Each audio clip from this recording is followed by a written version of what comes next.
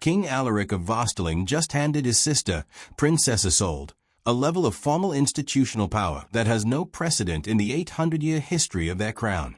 And the way it happened tells you everything about who he actually trusts and what he believes is coming for the kingdom. The document itself is called the Regent's Charter. If you're not familiar with Vosteling's constitutional traditions, that might sound like dusty paperwork. It isn't. A Regent's Charter, once sealed by a reigning monarch, cannot be undone except by that same monarch's own hand. It's older than the Council Acts, older than the mechanisms most citizens have ever heard debated in Parliament. And Alaric didn't sign it on a whim. He commissioned it through his private chancellery, reviewed 4 separate drafts across nearly a month, and sealed the final version in a closed ceremony attended only by his chancellor, his oldest friend and legal counsel, and the person the charter was written for, his sister. Before we go further, if you're enjoying this kind of royal drama storytelling, subscribe so you don't miss the next chapter of the Vosteling saga. Now, back to the story. So what does the charter actually grant Princess Isolde? 4 categories of authority, and stacked together, they are staggering. First, she now holds direct oversight of the crown's heritage estates and private holdings. She can open, run, and close institutional reviews of these properties without asking permission each time. She doesn't need to petition her brother. She acts, decides, and implements through the palace's own channels, as a principal in her own right, not a stand-in. Second, and this is the one that shook the court, she has been named Senior Regent-in-Waiting, a title with far broader powers than the ceremonial regent role usually carries when a monarch travels or falls briefly ill. Her new designation gives her authority closer to that of a full co-sovereign in specific, bounded matters than anything granted to a non-heir in the kingdom's recorded history. Third, she now has formal control over the palace's private archive, the letters, records, and papers the crown considers too sensitive for public release. This lines up with the ongoing review into old correspondence from the reign of their late mother, Queen Mary, a review Isolde had already been quietly leading. Now she has the formal standing to match the work she was already doing. Fourth, and perhaps most visible day to day, she can now represent the crown in certain state functions that have always required the monarch or the heir personally. She can speak for the institution with its full weight behind her, not as someone waiting for her brother's after-the-fact approval, but as a principal whose word already carries it. Individually, each grant is significant. Together, palace insiders are calling it historic. Some say there's been nothing like it since the founding charters themselves. So the real question circling the court is, why this scope, why now, and why her? Part of the answer sits in plain sight. Alaric has been quietly managing a long illness while steering the kingdom through one of its rockiest stretches in a generation. His son and heir, Prince Corwin, has been taking on more public duties, but every move Corwin makes as heir apparent gets read through the lens of succession. Is he stepping up, or is he stepping in early? That reading complicates things that don't need complicating. Isolde carries none of that baggage. She isn't in line for the crown in any practical sense. When she acts, nobody wonders if the throne is quietly changing hands. That clarity, right now, is worth more to the institution than almost anything else Alaric could offer it. But the practical need alone doesn't explain everything, because parts of this charter reach far past the current crisis. They are built to matter for decades. That reach tells you Alaric was thinking about more than this year.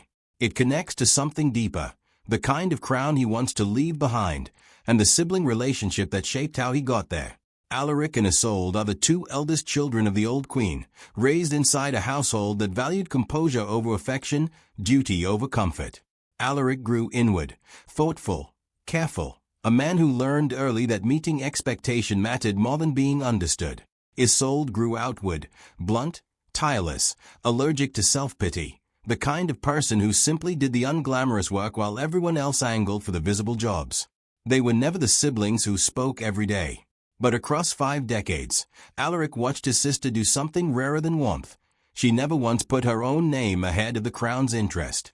No scandal that needed managing. No ambition that needed reining in.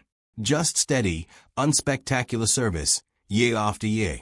In a kingdom under this much pressure, that record isn't sentimental, it's operational.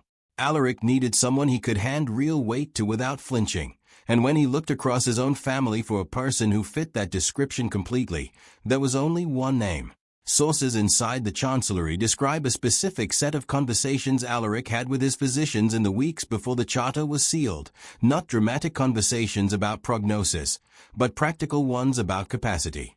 There would be moments, his doctors told him plainly, when he might not be positioned to exercise the full weight of his office personally. Corwin could absorb some of that, and had been absorbing more of it for over a year. But every time the heir stepped into functions normally reserved for the monarch, it read as a preview of a reign that hadn't started yet, and that reading unsettled exactly the people Alaric most needed calm. Isolde had no such shadow. When she stepped forward, she was simply Isolde, doing what she'd always done, now with the paperwork to match. Alaric also weighed the shape of the court itself, the friction around his wife Queen Bahira's circle of advisors, the fallout from a disgraced cousin's financial dealings, the delicate unwinding of the old correspondence review. All of it called for the kind of clear-eyed, unsentimental handling Alaric had personally watched Isolde deliver over and over, without flourish. Giving her formal authority to match wasn't really new power. It was the paperwork finally catching up to the job she'd already been doing. And there's a quieter layer to this too. Something close to a built-in balance, not against Corwin exactly, since brother and heir are unusually aligned, but alongside him. A second figure of real, formally granted authority operating next to the future king gives the whole structure a kind of durability that outlasts any one crisis. Isolde, by every account, accepted the charter the way she's accepted everything else in her public life, without false modesty and without theater. She understood what was being asked. She said yes the way someone says yes when they've been quietly preparing for a moment for 30 years, even if she hadn't expected quite this much of it to land in her lap at once. Which brings us to Corwin. Anytime authority shifts this dramatically inside a royal household, the first question everyone asks is how the heir feels about it. Hey, the answer isn't simple, but it leans firmly toward relief rather than rivalry. Corwin has been carrying more and more of the institution's weight, and every visible step forward invites the same quiet question. Is he leading, or is he pushing? Isolde's new formal role gives the court a second clearly defined pillar of authority, not a rival, a complement. Instead of one heir looking like he's running ahead of his father, the public now sees an institution with several people operating within clearly marked roles, a reigning king, a formally empowered aunt, and an heir doing heir's work. Sources close to Corwin describe his reaction as genuinely warm. He has, after all, been leaning on Isolde's counsel for well over a year already, treating her less like a respected relative and more like an actual partner in the unglamorous work of running the place day to day. The charter didn't invent that partnership. It simply put a formal name on something that was already working.